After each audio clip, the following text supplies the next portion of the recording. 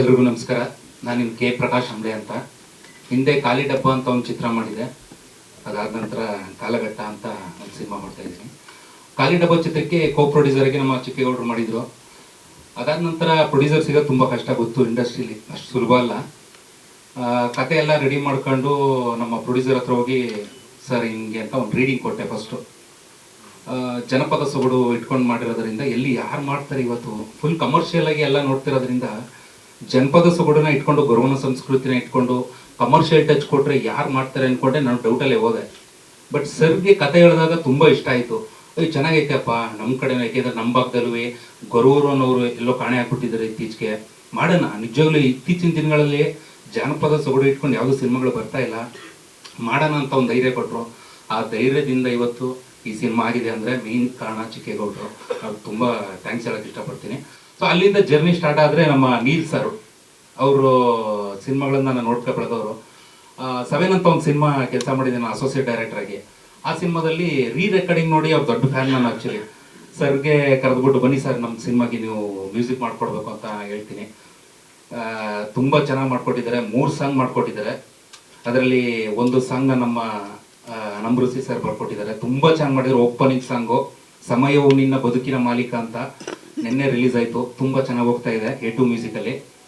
ಹಾಗೆ ಇನ್ನೊಂದೆರಡು ಸಾಂಗ್ ಬಂದ್ಬಿಟ್ಟು ನನ್ನ ಸ್ನೇಹಿತರಾದ ಸಿದ್ದು ಶಿವರಾಮ್ ಅಂತ ಒಬ್ಬರು ಮಾಡಿದ್ದಾರೆ. ಇನ್ನೊಂದು ನಮ್ಮ ಸ್ಯಾಂಕೆ ಅಂತ ಮಾಡಿದ್ದಾರೆ. 3 ಸಾಂಗ್ನು ಆಡಿದವರು ಅವಿನಾಶ್ ಶೆಟ್ಟಿ, ಸುನಿಲ್ ಗುಜವಾಡ ಮತ್ತು ಮಹೇಶ್ ನಾಯ್ಕಲ್ ಅಂತ. ಅದಾದ ನಂತರ ನಮ್ಮ DOP ಆಗಿ ಸದಾಶಿವ ಹಿರಮೆಟ್ ಮತ್ತು ರಾಜ್ ಕಡೂರ್ ಅವ್ರು ಮಾಡಿದ್ದಾರೆ. ಎಡಿಟಿಂಗ್ ವಿಭಾಗ ಬಂದರೆ ನನ್ನ ಹಿಂದಿನ ಚಿತ್ರಕ್ಕೆ ಮಾಡಿದಂಥ ವೆಂಕಿ UD ಅವರೇ ಇದಕ್ಕೂ ಕಂಟಿನ್ಯೂ ಮಾಡಿದ್ದಾರೆ. ಹಾಗೆ ಇದಕ್ಕೆ ಒಂದು ಫೈಟ್ ಇದೆ, ಒಂದು ಮಾಸ್ ಮಾದರ್ ಮಾಡಿದ್ದಾರೆ ಫೈಟು. 3 ಸಾಂಗು ಕೊರಿಯೋಗ್ರಫಿ ನಾನೇ ಮಾಡಿದ್ದೀನಿ. ಅಂದರೆ ಡ್ಯಾನ್ಸ್ ಇಲ್ಲ, ಕಂಪ್ಲೀಟು ಮಾಂಟೇಜಸ್ ಮೇಲೆ ಹೋಗುತ್ತೆ 3 ಸಾಂಗು. ಎಂಟೈರ್ ಡೈರೆಕ್ಷನ್ ಡಿಪಾರ್ಟ್ಮೆಂಟು ಗಣೇಶನ್ ಆಗಿರ್ಬೋದು, ಹಾಗೆ ನಮ್ಮ ಸಾಗರು ಮತ್ತು ನಮ್ಮ ರವಿಶಂಕರ್ ಅವರು ತುಂಬ ಜನ ನನ್ನ ಡೈರೆಕ್ಷನ್ ಡಿಪಾರ್ಟ್ಮೆಂಟಲ್ಲಿ ಕೆಲಸ ಮಾಡಿದ್ದಾರೆ. ಅವ್ರಿಗೆ ಥ್ಯಾಂಕ್ಸ್ ಹೇಳೋಕ್ಕೆ ಇಷ್ಟಪಡ್ತೀನಿ. ಹಾಗೆ ನಮ್ಮ ಸ್ಟಿಲ್ ಫೋಟೋಗ್ರಾಫರ್ ರವಿ ಅವರು ಸಹ ಎಂಟೈರ್ ನನ್ನ ಟೆಕ್ನಿಕಲ್ ಟೀಮ್ ಶಕ್ತಿನೇ ಇವತ್ತು ಕಾಲಘಟ್ಟ ಇಲ್ಲಿವರೆಗೂ ಬಂದು ನಿಂತಿದೆ ಅಂತ ಹೇಳಕ್ಕೆ ಇಷ್ಟಪಡ್ತೀನಿ. ಸರ್ ಅದು ಏನಿಗೆ ಅಂದರೆ, ನಾನು ಇವಾಗ ಚಿಕ್ಕ ವಯಸ್ಸಲ್ಲೆಲ್ಲ ನೋಡ್ಕೊಂಡು ಬಂದಿರೋದ್ರಿಂದ ಗುರುವ್ರ ಬಗ್ಗೆ ತುಂಬ ಅವಾಗ ಎಲ್ಲ ಡೈಲಿ ಕಾಣಿಸ್ಕೊತಾ ಇದ್ರು ಸರ್. ಭಿಕ್ಷೆ ಬೇಡೋರು ಗುರುವರು ಅಂದರೆ ಅದೇನೆ, ಒಂದು ಭಿಕ್ಷೆ ಬೇಡೋರು ಬಂದು ಒಂದು ಆಶೀರ್ವಾದ ಮಾಡೋರು, ಒಳ್ಳೇದಾಗಲಿ, ಮಂತನ ಚೆನ್ನಾಗಿರಲಿ, ಮದುವೆ ಆಗಲಿ ಎಲ್ಲ ಆಶೀರ್ವಾದ ಮಾಡಿ. ಇತ್ತೀಚಿನ ದಿನಗಳಲ್ಲಿ ಏನಾಗ್ಬಿಟ್ಟಿದೆ, ಕಾಣೆ ಹಾಕ್ಬಿಟ್ಟಿದ್ದಾರೆ ಗುರುವರು. ಎಲ್ಲೂ ಕಾಣಿಸ್ತಾ ಇಲ್ಲ ಅವರು. ಎಲ್ಲೋ ಜಾತ್ರೆ ದೇವಸ್ಥಾನಗಳು ಇಲ್ಲಿ ಮಾತ್ರ ಕಾಣಿಸ್ತಾ ಇದ್ದಾರೆ. ನಾನು ನೋಡ್ತಾ ಇತ್ತೀಚಿನ ದಿನಗಳಲ್ಲಿ ಈ ಕಾಲಘಟ್ಟದಲ್ಲಿ ಏನಾಗ್ಬಿಟ್ಟಿದೆ, ಈ ಮೊಬೈಲ್ ಯುಗ ಇದೆಲ್ಲ ಬಂದಮೇಲೆ ಅದನ್ನ ಕಂಪ್ಯೂಟರ್ ಮರ್ತೇ ಬಿಟ್ಟಿದ್ದಾರೆ ಜನ. ಸೊ ನಾವು ಈ ಸಿನಿಮಾದಲ್ಲಿ ಏನು ಹೇಳ್ಕೊಟ್ಟಿದ್ವಿ ಅಂದರೆ ಅದನ್ನ ಉಳಿಸ್ಕೊಳ್ಳಿ, ಬೆಳೆಸ್ಕೊಳ್ಳಿ ಅಂತ ಹೇಳ್ಕೊಟ್ಟಿದ್ವಿ. ಖಂಡಿತ ಸರ್, ಖಂಡಿತ. ಈಗ ಉತ್ತರ ಕರ್ನಾಟಕದಲ್ಲಿ ಬಂದರೆ ನಮಗೆ ಮೈಲಾರ ಲಿಂಗೇಶ್ವರ ಅಂತ ಬಳ್ಳಾರಿ ಸೈಡ್ ಬರ್ತಾರೆ, ಅಲ್ಲಿ ಗುರೂರು ಅಂತಾರೆ ಅವ್ರನ್ನ. ನಮ್ಮ ಚಾಮರಾಜನಗರ ಭಾಗದಲ್ಲಿ ಬಂದ್ಬಿಟ್ಟು ಕಡಪಡಯ್ಯ ಅಂತಾರೆ. ಕಡಪಡಯ್ಯ, ಗೊಗ್ಗಯ್ಯ, ಗೊಜ್ಜಯ್ಯ ಅಂತ ಈ ಥರ ಹೆಸರಲ್ಲಿ ಕರೆಸ್ತಾರೆ. ಅವ್ರಿಗೆ ಒಂದು ಚಿಕ್ಕ ವಯಸ್ಸಲ್ಲಿ ಒಂದು ದೀಕ್ಷೆ ಅಂತ ಕೊಟ್ಟಿರ್ತಾರೆ ಸರ್. ಆ ದೀಕ್ಷೆ ಅಂತ ಕೊಟ್ಟಾಗ ಅವರು ಆ ಪರಂಪರೆನ ಮುಂದುವರ್ಸ್ಕೊಂಡು ಹೋಗ್ಬೇಕು. ನಾನು ನೋಡಿದಂಗೆ ಅಲ್ಲಿ ಎಲ್ಲೂ ಆ ಥರ ಕಾಣಿಸ್ತಾ ಇಲ್ಲ ಇತ್ತೀಚಿನ ದಿನಗಳಲ್ಲಿ. ಬಟ್ ಅದನ್ನು ಉಳಿಸ್ಕೊಳ್ಳಿ ಅಂತ ಹೇಳಕೊಟ್ಟಿದ್ದೀನಿ ಸರ್. ಅದು ಒಂದು ಕಾಲಘಟ್ಟದ ಕಥೆ ಅದು. ಎಲ್ರಿಗೂ ನಮಸ್ಕಾರ. ನನ್ನ ಹೆಸರು ಚಿಕ್ಕೇಗೌಡ ಅಂತ, ಲಯನ್ ಚಿಕ್ಕೇಗೌಡ ಅಂತ. ಲಯನ್ ಅಂತಂದರೆ ನಾನು ಲಯನೆಲ್ಲ ಅಧ್ಯಕ್ಷ ಆಗಿ ತುಂಬ ಸಮಾಜ ಸೇವೆಗಳೆಲ್ಲ ತುಂಬ ಮಾಡಿದ್ದೀನಿ. ಮತ್ತು ನಾನು ಹಳ್ಳಿಲಿ ಇರೋದು, ಸಿಟಿಲೆಲ್ಲೂ ಇಲ್ಲ. ಮತ್ತು ರೈತ, ಮುಂದೆ ಗದ್ದೆ ಹೊಡೋದು, ಮತ್ತು ರೇಷ್ಮೆ ಅಡುಗೆ, ಮತ್ತು ಹಾಗೆ ಒಂದು ಸ್ವಲ್ಪ ಯಾವುದೋ ಒಂದು ಸಣ್ಣ ಮರದ ವ್ಯಾಪಾರ ಅಂತ ಮಾಡ್ಕೊಂಡಿದ್ದೀನಿ. ಆ ಮರದ ವ್ಯಾಪಾರದಿಂದ ನಾನು ಒಂದು ಸ್ವಲ್ಪ ಟ್ಯಾಕ್ಟರ್ ತೊಗೊಳಕ್ಕೆ ಹೋದೆ. ಟ್ಯಾಕ್ಟರ್ ತೊಗೊಳಕ್ಕೆ ಹೋದಾಗ ಒಬ್ಬರು ನಮ್ಮ ಫ್ರೆಂಡ್ ಹಿಂಗೆ ಖಾಲಿ ಡಬ್ಬ ಫಿಲಮ್ ಮಾಡ್ತಾಯಿದ್ದಾರೆ, ಸಪೋರ್ಟ್ ಮಾಡಿ ಅಂದ್ಬಿಡುತ್ತೆ. ಈ ಫಿಲಮ್ ಲ್ಯಾಂಡ್ ನಾನು ಹೆಂಗೆ ಬಂದೆ ಅಂತ ಹೇಳ್ತಾ ಇರೋದು. ಸಪೋರ್ಟ್ ಮಾಡಿ ಅವ್ರಿಗೆ ಅಂತ ಕರ್ಕೊಂಡೋದ್ರು.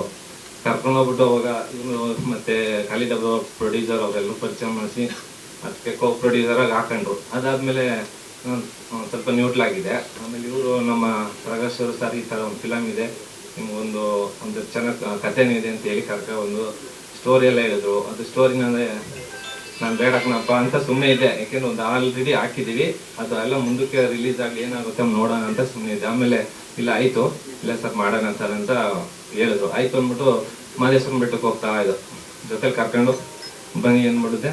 ಉದ್ದಕ್ಕೂ ಕತೆ ಹೇಳಿಸ್ಕೊಂಡು ಕರ್ಕೊಂಡು ಹೋದೆ. ಆಮೇಲೆ ಇಷ್ಟ ಆಯಿತು, ಅವ್ರಿಗೆ ಕತೆ ಹೇಳಿದ್ದು ತುಂಬ ಇಷ್ಟ ಆಯಿತು. ಆಯಿತು ಬಿಡಿ ಮಾಡೋಣ ಅಂತ ಸಪೋರ್ಟ್ ಮಾಡಿ ಈ ಲೆವೆಲ್ಗೆ ಇಲ್ಲಿ ತನಕ ಬಂದಿದ್ವಿ. ಮತ್ತು ಹೀರೋ ಸೆಲೆಕ್ಟ್ ಎಲ್ಲ ಇವರು ನಮಗೆಲ್ಲ ಫೋಟೋ ಕಳಿಸಿ ಯಾರನ್ನು ಸೆಲೆಕ್ಟ್ ಮಾಡ್ಬೇಕು, ಹೀರೋಯಿನ್, ಹೀರೋ ಮತ್ತು ನಮ್ಮ ಭವ್ಯ ಮೇಡಮ್ ಅವರು, ರಮೇಶ್ ಭಟ್ ಅವರು, ಅವರೆಲ್ಲ ನಾನೇ ಸೆಲೆಕ್ಟ್ ಮಾಡಿ ಇಂಥವ್ರು ಇವನ್ನ ಆಯ್ಕೆ ಮಾಡಿ ಅಂತೇಳಿ ಇದೊಂದು ಕಾಲಘಟ್ಟ ಅನ್ನೋ ಸಿನಿಮಾನ ತೆಗ್ದಿದ್ವಿ. ಇದಕ್ಕೆ ನಿಮ್ಮೆಲ್ಲರ ಸಪೋರ್ಟು ಮತ್ತು ಪ್ರೋತ್ಸಾಹ ಬೇಕು ಅಂತ ಹೇಳ್ತೆ ನಿಮ್ಮೆಲ್ಲರ ಮುಖಾಂತರ ಕೇಳ್ಕೊತೀನಿ. ನಾನು ಇದೇ ಫಸ್ಟು ಮುಂದೆಗಡೆ ಮುಖಕ್ಕೆ ಮಾತಾಡ್ತಾ ಇದ್ದು ಸ್ವಲ್ಪ ನಾವಸಕ್ತಿ ಬೇಜಾರು ಮಾಡ್ತಿರ್ಬೇಡಿ ಅಂದ್ರೆ ಇವಾಗ ಆಲ್ರೆಡಿ ಒಂದರಲ್ಲಿ ಮಾಡಿದೀವಲ್ವಾ, ಮುಂದೆ ಇದ್ರಲ್ಲಿ ಫೇಲ್ಯೂರ್ ಆದ್ರೆ ಮುಂದೆ ಫಿಲಮ್ ಅಲ್ಲಿ ಆದ್ರೂ ಸಕ್ಸಸ್ ಆಗುತ್ತೆ ಅನ್ನೋ ಒಂದು ಇದರಿಂದ ನಂಬಿಕೆಯಿಂದ ಮತ್ತೆ ಒಂದು ನೋಡ್ತಾ ಇದ್ದೀವಿ. ಎಲ್ರಿಗೂ ನಮಸ್ತೆ. ಈ ವರ್ಷ 2ನೇ ಬಾರಿ ಸಿಗ್ತಾ ಇದೀವಿ ಲ್ಯಾಂಡ್ ಲಾರ್ಡ್ ಆದ್ಮೇಲೆ. ಸೊ ವರ್ಷನೂ ಸಿಗ್ತಾ ಇರಿ, ನೀವು ಸಿಗ್ತಾ ಇದ್ರೆ ನಮಗೆ ಜಾಸ್ತಿ ಸಿನಿಮಾ ನಡೀತಾ ಇರುತ್ತೆ ಅಂತ. ಸೊ ಕಾಲಘಟ್ಟ ಈ ಒಂದು ಸಿನಿಮಾದಲ್ಲಿ ನಾನು ಹೀರೋ ಆಗಿ ನಟನೆ ಮಾಡಿದ್ದೀನಿ. ಆ್ಯಂಡ್ ಪಾತ್ರ ತುಂಬ ಡಿಫ್ರೆಂಟ್ ಆಗಿತ್ತು. ಪ್ರಕಾಶ್ ಸರ್ ಹೇಳಿದಾಗ ಒಂದು ಟೈಮ್ ಲೈನಲ್ಲಿ ನಡೆಯುತ್ತೆ. 1995 ಅಲ್ಲೊಂದು, ಹಾಗೆ 2025 ಅಲ್ಲೊಂದು 2 ಕತೆ ನಡೀತಾ ಇರುತ್ತೆ. ಸೊ ನಂದು 90s ಅಲ್ಲಿ ಬರುತ್ತೆ. ಸೊ ಈ ಒಂದು ಪಾತ್ರ ಮಾಡಬೇಕಾದ್ರೆ ಹೇಳಿದ್ರು ಮುಂಚೆ, ಗುರು ಹೆಂಗೆ ಡಾನ್ಸ್ ಮಾಡ್ತಾರೆ, ಬಾಡಿ ಲ್ಯಾಂಗ್ವೇಜ್ ಹೆಂಗಿರುತ್ತೆ, ಆ ವೇಷ ನಾನು ಹಾಕೊಳ್ಳುವಂಥ ಒಂದು ಪರಿಸ್ಥಿತಿ ಬರುತ್ತೆ. ನಾನು ಯಾವತ್ತೂ ಈ ಥರ ಒಂದು ಕ್ಯಾರೆಕ್ಟರ್ ಮಾಡಿರಲಿಲ್ಲ. ಆ್ಯಂಡ್ ಇವ್ರು ಹೇಳಿದ್ದು ರೆಫರೆನ್ಸು ಹೆಂಗಿರುತ್ತೆ, ಹಳ್ಳಿ ಹುಡುಗನ ಥರ ಕ್ಯಾರೆಕ್ಟ್ರು, ಕಿರಾತಕಲ್ಲಿ ಯಶ್ ಅವ್ರು ಮಾಡಿದಾರಲ್ಲ ಆ ಥರ ಒಂದು ರೆಫರೆನ್ಸ್ ಅಂತ ಹೇಳಿದರು. ಸೊ ತುಂಬ ಚೆನ್ನಾಗಿ ಬಂತು. ನಾನು ಒಂದು ಹಳ್ಳಿ ಹುಡುಗನ ಕ್ಯಾರೆಕ್ಟರ್ ಯಾವತ್ತೂ ಮಾಡಿರಲಿಲ್ಲ. ಆ್ಯಂಡ್ ತುಂಬ ಚೆನ್ನಾಗಿ ಮಾಡಿದೆ ಅಂತ ಅಂದ್ಕೊಳ್ತೀನಿ.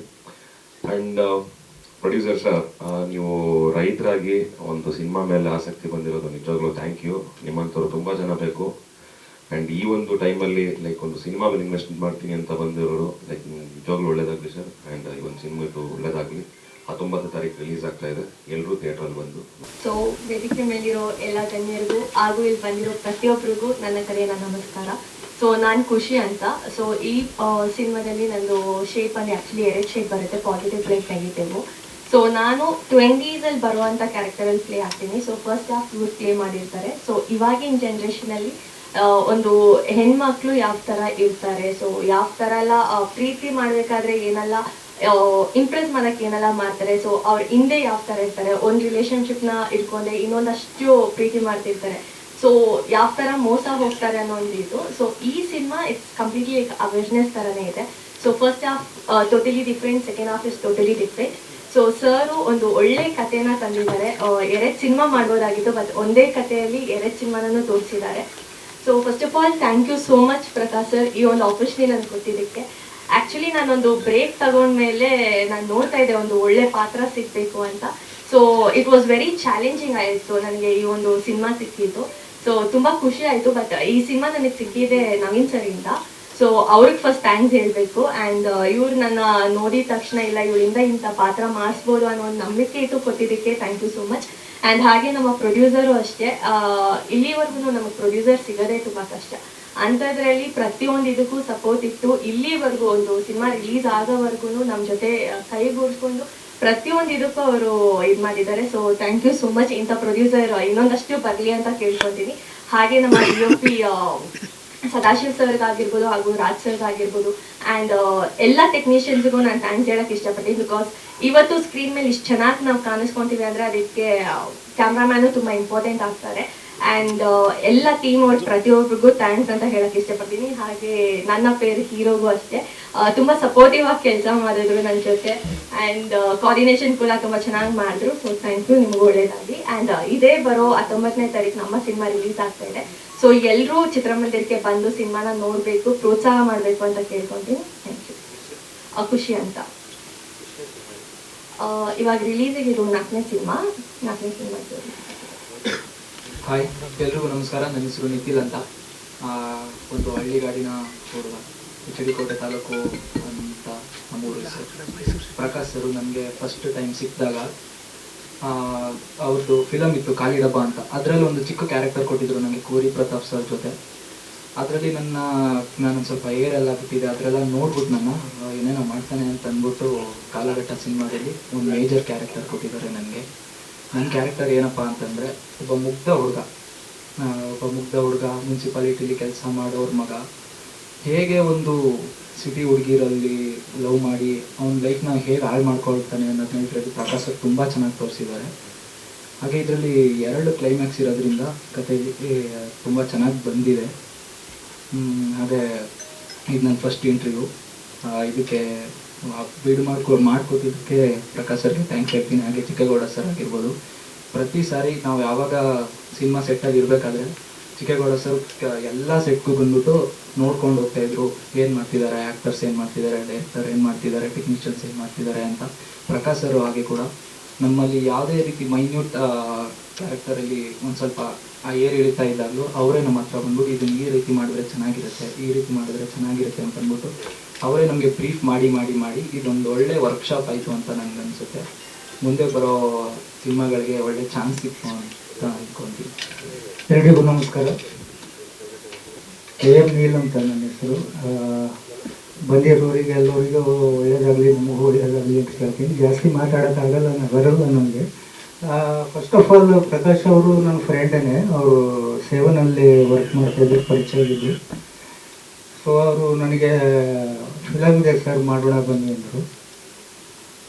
ಎಷ್ಟು ಸಾಂಗ್ ಬರುತ್ತೆ ಅಂತ ಕೇಳಿದ್ರು. 3 ಸಾಂಗ್ ಇದೆ ಅಂದರು. ಇವರಿಗೆ ಅಟ್ಲೀಸ್ಟ್ 35 ಟ್ಯೂನ್ ಮಾಡಿ ಕಳಿಸಿದ್ದೀನಿ. ಇವ್ರಿಗೆ ಯಾವುದೂ ಸ್ಯಾಟಿಸ್ಫ್ಯಾಕ್ಷನ್ ಆಗಿಲ್ಲ. ಲಾಸ್ಟ್ ಇನ್ನೊಂದು 3 ಮಾಡಿದಾಗೆ ಅದು ಸೆಲೆಕ್ಟ್ ಮಾಡಿದ್ದಾರೆ. ಸೊ ಹಾಗೆ ನಮ್ಮ ನಿರ್ಮಾಪಕರಾಗಲಿ ಡೈರೆಕ್ಟರ್ ಆಗಲಿ ತುಂಬ ಸಪೋರ್ಟಿವ್ ಆಗಿದ್ದರು ವರ್ಕಿಂಗಲ್ಲಿ, ಸ್ಟುಡಿಯೋದಲ್ಲಿ. ಆಮೇಲೆ ನಮ್ಮದು ಆಲ್ ಟೆಕ್ನಿಷಿಯನ್ಸು, ಅವರಿಗೆಲ್ಲ ನಾನು ಥ್ಯಾಂಕ್ಸ್ ಹೇಳಕ್ಕೆ ಪಡ್ತೀನಿ. ಅವರು ಸಪೋರ್ಟ್ ಮಾಡಿದ್ದಾರೆ.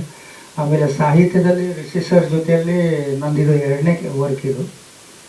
ಈಗ ಲಾಸ್ಟ್ ಇನ್ನೊಂದು ರಿಲೀಸಿಂಗಿದೆ, ಅದಕ್ಕೊಂದು ಸಾಂಗ್ ಬರೆದಿದ್ದಾರೆ, ಇದರಲ್ಲೂ ಬರೆದಿದ್ದಾರೆ. ಆಮೇಲೆ ಸಿದ್ದು ಸರ್ ಅಂತಂದು ಅವರು ಮೈಸೂರದವರೇ, ಪ್ರಕಾಶ್ ಸರ್ ಅವ್ರ ಫ್ರೆಂಡ್, ಅವರು ತುಂಬ ಚೆನ್ನಾಗಿ ಬರೆದಿದ್ದಾರೆ. ಆಮೇಲೆ ಇನ್ನೊಬ್ಬರು ಯಾದಗಿರಿದವರು ಸಿಂಗರು. ಆಮೇಲೆ ನಮ್ಮ ಅವಿನಾಶ್ ಶಬ್ಬಿ, ಮಹೇಶ್ ಅಂತ ತುಂಬ ಚೆನ್ನಾಗಿ ಹಾಡಿದ್ದಾರೆ. ಮತ್ತು ಬ್ಯಾಕ್ಗ್ರೌಂಡ್ ಸ್ಕೋರ್ ತುಂಬ ಚೆನ್ನಾಗಿ ಬಂದಿದೆ ಸರ್ ಅದರಲ್ಲಿ. 3 ಸಾಂಗು ಮತ್ತು ಬ್ಯಾಕ್ಗ್ರೌಂಡ್ ಸ್ಕೋರ್ ಇಲ್ಲ ಬಿಡಿಸಿಲ್ಲ. ಒಂದು ಭವ್ಯ ಮೇಡಮ್ ಅವರು ಬರೋದೊಂದು ಸೀನ್ ಇದೆ, ಒಂದು ರನ್ ಮಾಡಿಕೊಂಡು ಅದರಲ್ಲಿ ಒಂದು ಚಿಕ್ಕದ 2 ಲೈನ್ ಹಾಡಿದ್ದೀನಿ ಅಷ್ಟೇ. ನಾನು ಎಲ್ಲ ಮೂವಿ ಸಾಂಗು ಮತ್ತು ರೆಕಾರ್ಡಿಂಗ್ 2 ಮಾಡೋದು ಸರ್.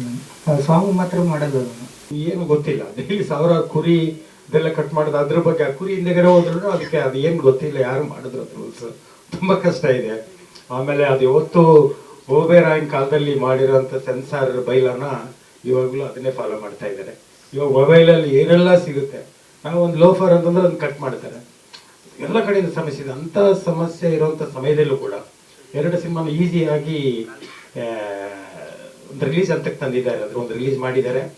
ಮೊದಲನೇದಾಗಿ ರಿಲೀಸ್ ಹಂತಕ್ಕೆ ಬಂದ್ರೇ ಅರ್ಧ ಗೆದ್ದಂಗೆ, ಇನ್ನೂ ಅರ್ಧ ಜನ ನೋಡಿ ಆಶೀರ್ವಾದ ಮಾಡಬೇಕು.